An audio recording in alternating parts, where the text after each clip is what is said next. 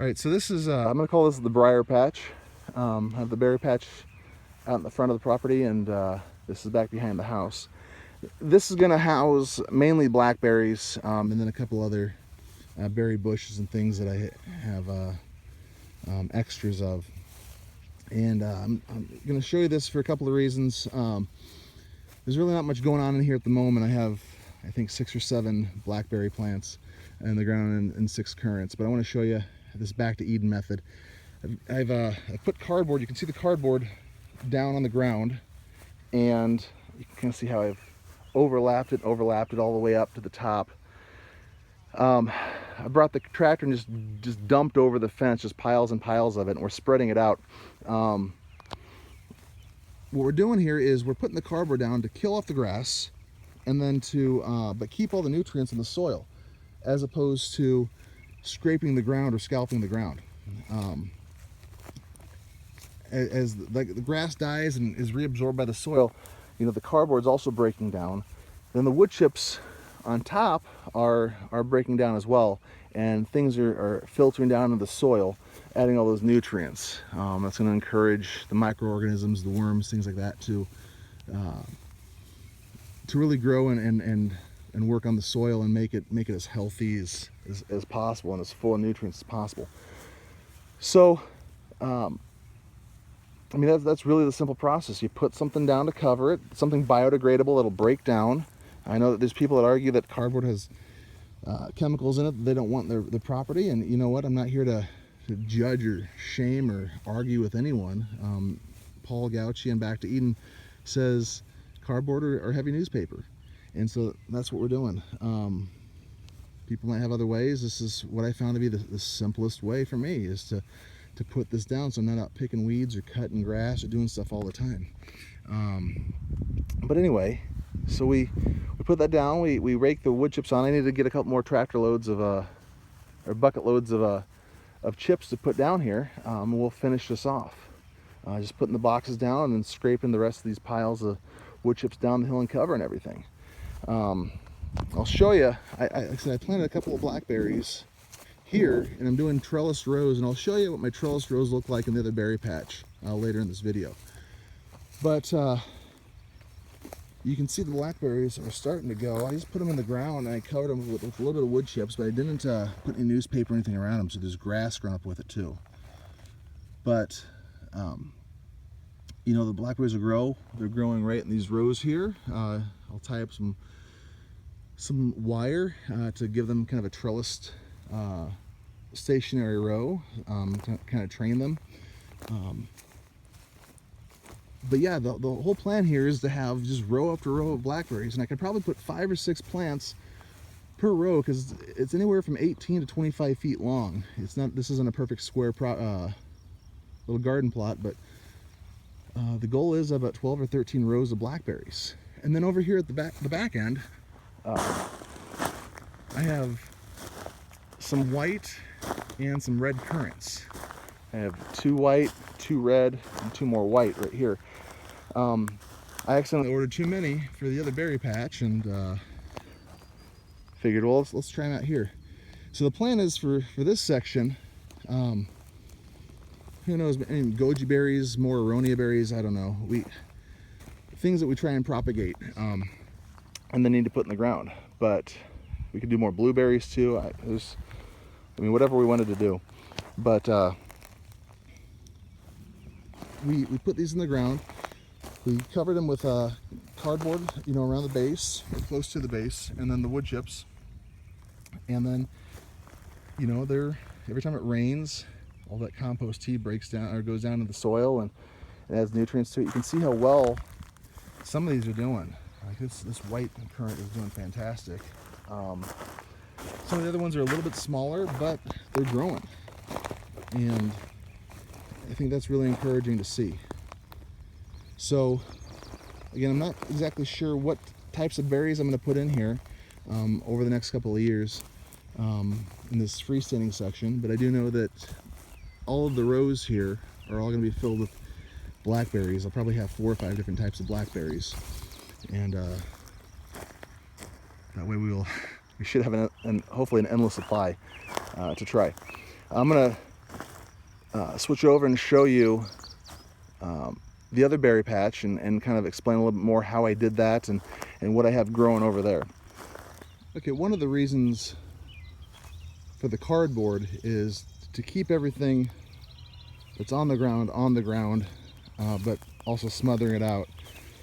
That way what'll happen is it will, that stuff will break down and compost into the soil.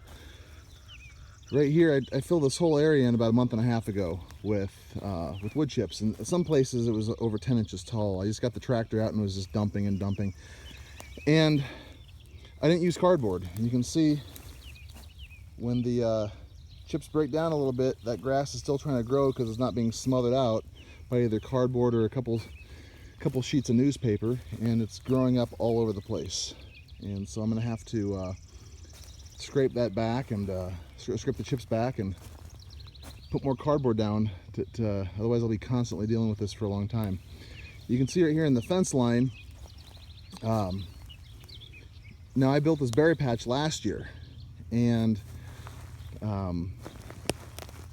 where these aronia berries are now, I did that later on in the year. So there's a gap and there was grass growing up the fence for a couple of months before I really got after it, and you can see that in some spots it's growing and it's really hard to get to. And part of the reason is in order to keep out rabbits, what I did is I put chicken wire here and then I just zip tied it, and then it's a 4-foot tall chicken wire fence, so I've skirted out. It's about 2.5 feet up, about 1.5 feet this way.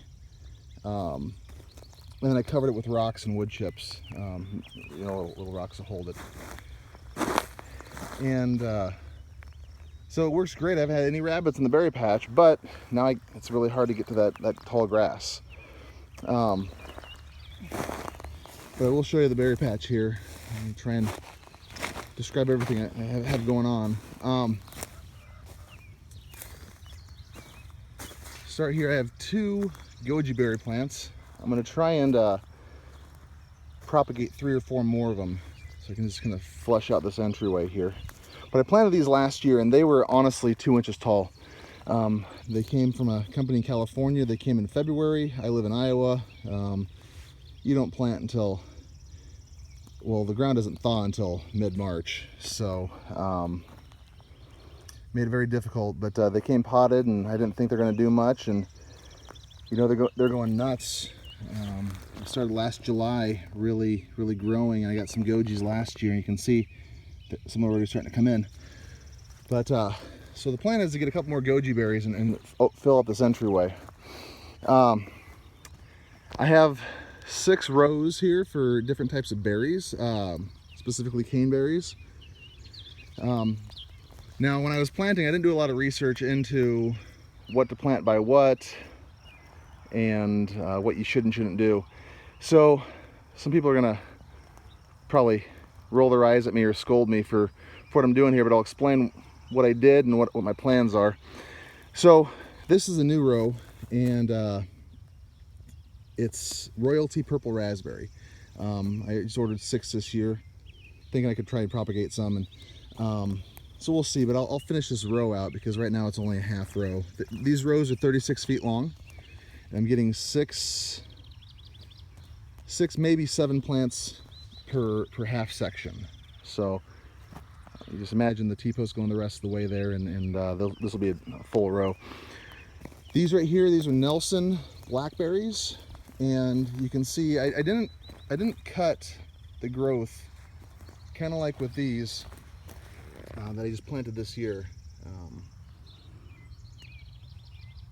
You can see the growth that was sticking out of the ground when I planted them. They're starting to get some new growth on it, but I didn't cut those, and you're kind of supposed to. Well, they continue to grow, and they're not terribly thick, but you can see all the berries coming on. But the new growth this year, and look how thick this is by comparison. You know, these giant canes as opposed to these really dinky ones. And just look at the size of these leaves. I mean, here's my hand. Those leaves are as big as my hand almost. So these are growing very, very well with the new growth, and like I said, they're putting on tons of berries. But I only had, I think they sent me 5 or 6 of these plants last year, so I only had enough for half row. So the thought was do a second type of blackberry. The Nelsons came from Fedco up in Maine, and I'm pretty pleased with them and how they do things. This is a triple satin, or I'm sorry, a black satin, and I ordered 4 of them from another company that was really cheap, and I have one that's remaining, and it's trying, but I'm going to try and keep everything very positive on here, and so I'm not going to talk about the bad companies. I also don't want to get sued for slander, so I'll just say that really like the Fedco. These here, these are a black raspberry, and they're called Jewel.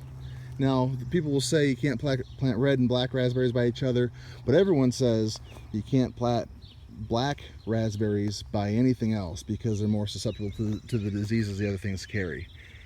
Now, Paul Gautschi from Back to Eden would say, I don't listen to any of that. As long as your plants are healthy and put them in wood chips, they're going to make them healthy. I didn't know any of this when I planted it, and so I might be moving this next year to a different spot on the property.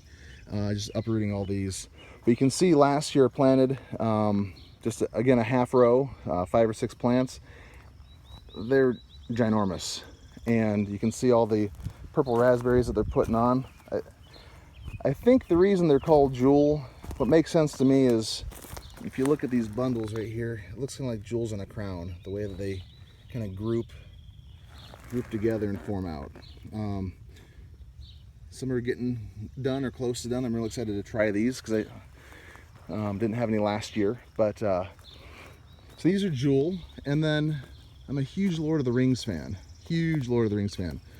And when I saw there was a purple raspberry called Brandywine, I had to buy it. So these are Brandywines here on this half. I planted 3 or 4 last year. A couple of them just never broke dormancy, so I got replacements, and that's what's trying over there. Is I just put those in the ground. What'll happen is you can plant purple raspberries by everything else, but they say not black. So I'm going to try and do some cuttings of this, propagate these, and have them fill in this section here if I move the Jewels. So then I'll have a full row of Brandywines. Like I said, there'll be blackberries over there. I might even move the blackberries too. I'm not sure. I have a whole patch in the back that's going to be dedicated to blackberries. I'm not sure if I'm just going to put cuttings and new plants there, if I'm going to transplant these as well. These are a yellow raspberry called Anne.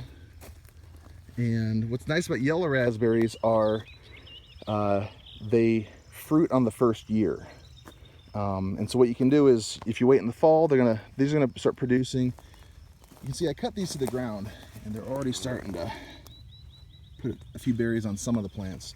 But I cut them to the ground over the winter. And this is a whole row of Annes. There's 10 plants there. These will fruit in the fall. If you don't cut them down, they'll give you another small crop in the spring. The reason I cut them down was my own personal logic, and I don't know if this is right or not, but I wanted to give the roots as much energy to put on new growth and really power up that way. So I had more stuff in the fall, more canes. You can see there's a couple, I think 1 or 2 real thin ones that I did not cut down, and so those will need to come out here.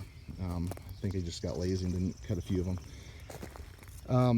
I have these trellis rows here, and this one is growing outside of the trellis, so what I need to do is take a shovel, dig that up, and replant it. I've already done that with this little guy, and you can see some of his leaves didn't like it, but he's doubled in size since I transplanted him, so that's working. Over on this side, these are Killarney red raspberries, and these also came from Fedco along with the Anns. Didn't get any fruit on them last year because I planted them last year, their second year, but these are growing. I tell you what, these are just absolutely delicious.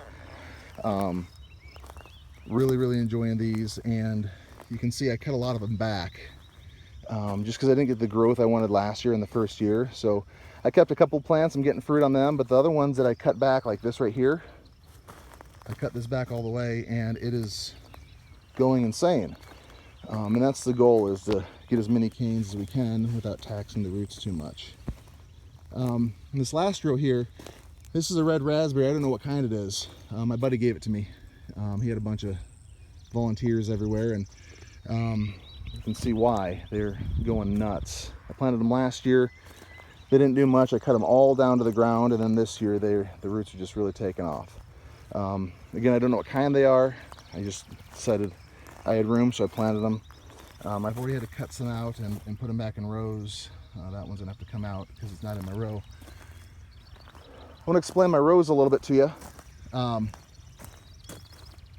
So this is a combination of videos I saw from Texas Prepper 2 with his blackberry trellising, and the University of Maine's extension.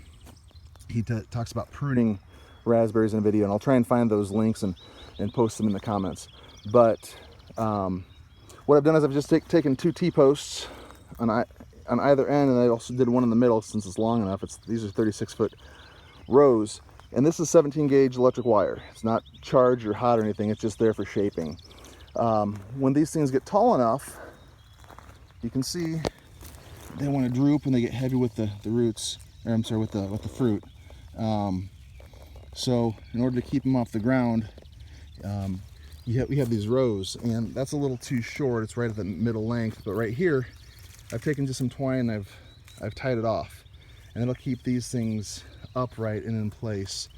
So like this one right here, this new growth, this is growing outside of the trellis, just the top, so I need to just duck that under and get it on this side. Try and get that in the middle. Anything that grows outside of my rows, I cut out of the ground and I try and replant. It just gives a little bit of order. The other thing that they talk about with the University of Maine video is if you can kind of grow these in a V, where you tie off the second year canes, then you know that the fruit is right here. It's ready, it's getting sunlight, it's not getting fruit rot from being covered in the dark, and then the new growth can grow up right in the middle. And you can see in some areas that's working great. This is all new growth right here. But then you have ones that want to kind of go outside the area, so you got to train them. But that's why I'm doing it this way. This is my first year really getting fruit on it, so we'll see how it goes. But it makes sense. You keep things orderly. You know where they're supposed to be. That you know they're supposed to go. The other thing too about doing the trellis like this, where you are tying off the second year canes that are going to fruit, is at the end of the season you know what to cut out. The stuff that's tied to the trellis wires you cut out because they're not going to produce anymore, and then you just switch. And the first year canes, you then tie them off over the winter, and you know things that are tied off are going to produce fruit in the spring. Like I said, it makes sense. It's simple. You're not guessing. My mom grows raspberries, and she said that she's not getting a crop at all this year because she cut down the wrong canes. It's because she didn't have a trellising system. So that's how that works. On the ends, I have boysenberries right here, and again, planted these last year. Planted 4 of them.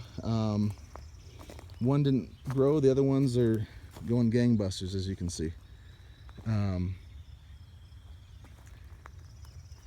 Tried a couple of different things trying to keep them in place. I did this little triangle shaped trellis at the end of the row. I'm going to change it to a square, just to try and keep these things in a little bit more. I didn't do anything over here, and you can see it's all over the ground. But these things are growing great. Got lots of berries coming on them. I'm excited to try and eat them. I'm also going to propagate some of these either through tip propagation or cuttings. I want to get a boysenberry at the end of each of my 6 rows. These are Nanking cherry bushes. I planted them last year. They didn't think they're going to do anything. in July or August they started growing, and they kept growing, and they haven't stopped growing, and they've put on some really delicious small little cherries this year that we've really been enjoying. Let's see if I can grab one here. Here's just oh, that's kind of a rotten one, but just a tiny little cherry. 14 different blueberries in here as well. Got a lot of these from Burnt Ridge up in Washington State this past spring, and they're doing really well. I just put I did some soil acidifier last year with the 6 that I planted, and they're doing really well. But that's because I planted them before I even had the wood chips down. And I put the wood chips down, and then I've covered them since with pine needles. And the pine needles, when they break down, they're going to add that acidic properties to the soil that the blueberries like. You can see that these are all really thriving so far this year, and I haven't added any chemicals or anything. The acidifier that I used was an organic acidifier. I just wanted to do something to get them started, because last year I hadn't even planted a thing yet. Hadn't started prepping anything. We just moved in, and I wanted to get going. So blueberries are going great. These little honeyberries over here in the corner, I'm really impressed by them, just because I didn't think they were going to survive, and they're about doubling in size from last year. So yeah, they're looking pretty good. And then I have I planted some red currants right there, white currants in the middle, and then black currants towards the far end of that. The reds right here just went into the ground this year. You can see that the white ones went on last year, and they're already producing some little berries. Same with the black currants.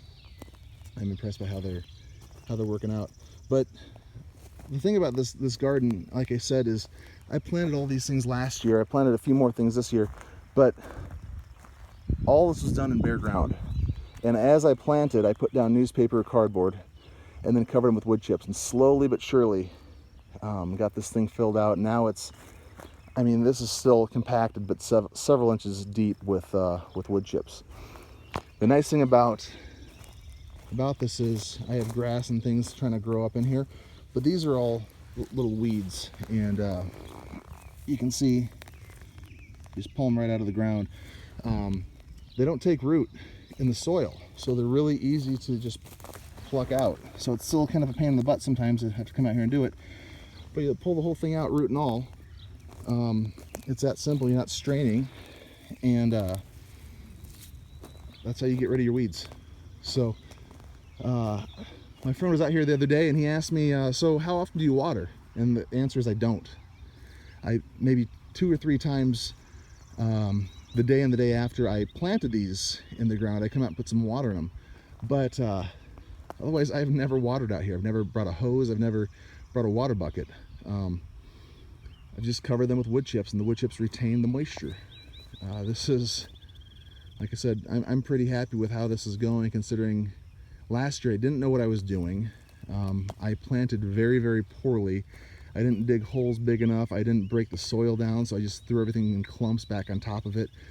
I didn't know what I was doing, and I did a really, really bad job.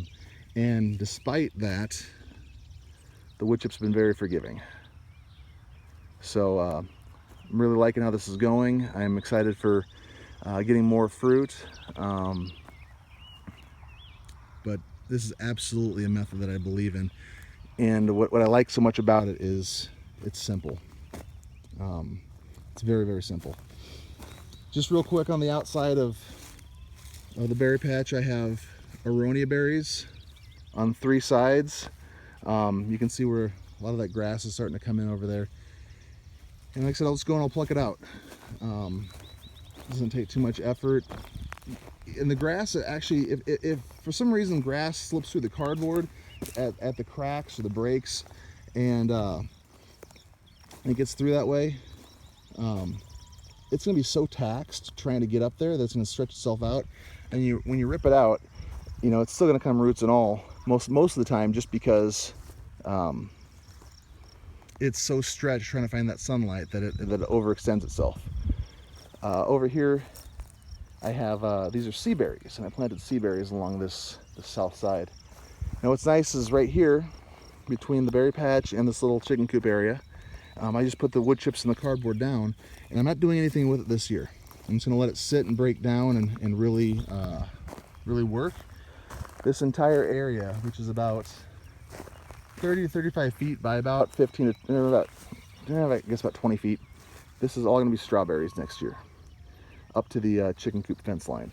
I'm gonna leave the aronias where they're at, but all the new chips that you see there, those are all gonna be, it's gonna be a giant strawberry patch. I have a fence on one side. I'll finish the fence on this side and put a little gate on there just so that nothing gets in there. We have had, since I took the fence off around these Viking aronias a couple days ago, we've had deer every night walking, and if you look at other videos, you can see that they're starting to eat the aronias down. So that's why I'm gonna put a fence up here to protect the strawberries for next year, because the deer do want to come up here, even though this is very, very close to my house. So thanks for watching. If you have any comments, let me know. Any questions, I'll be happy to try and answer them. What I might do is refer you to other people, because I'm not making any of this stuff up. None of these are really my ideas. I'm just trying things out, and they're working. So thanks for watching.